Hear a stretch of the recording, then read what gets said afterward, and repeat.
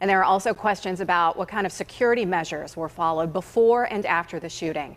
KDKA reporter Jessica Guay has a reaction from a theme park expert.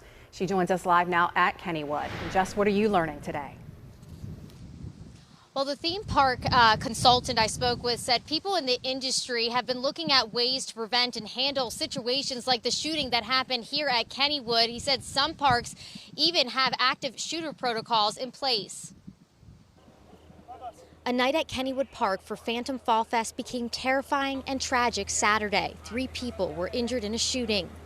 When I heard it, I was surprised because of the intense security that they do have in place, along with their officers from the local areas. Dennis Spiegel is the CEO of International Theme Park Services based in Cincinnati, a global theme park and amusement park consulting company. He says there's been more altercations and fights at U.S. parks ever since the pandemic began. Many have increased the intensity of security by upgrading technology, using dogs, plainclothes officers, and drones. We're going to continue to see these kinds of improvements in security in the parks, because unfortunately, that's the world we live in today. KDKA asked a Kennywood spokesperson if the park had an active shooter plan in place or if there were any security issues the night of the shooting, but they would not answer those questions.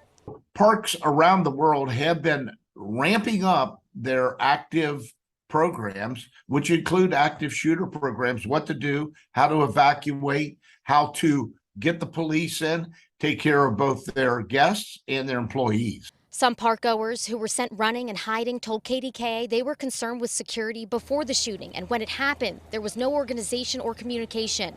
Kennywood has a loudspeaker system that, my thought is that they just don't have protocol for this. They just don't have adequate protocol, because there should have been an announcement over the intercom. There should have been much more, or like staff should have been prepared. Spiegel says Kennywood, one of the oldest and greatest amusement parks in the U.S., is one of the first parks to institute the chaperone policy for guests under 18 and highlighted its use of metal detectors and bag checks. You just have to keep reacting based on what kind of situations you're faced with. And I know that company, I know that park, and I know they will take it to the highest level possible to make sure that their guests and their employees are safely taken care of.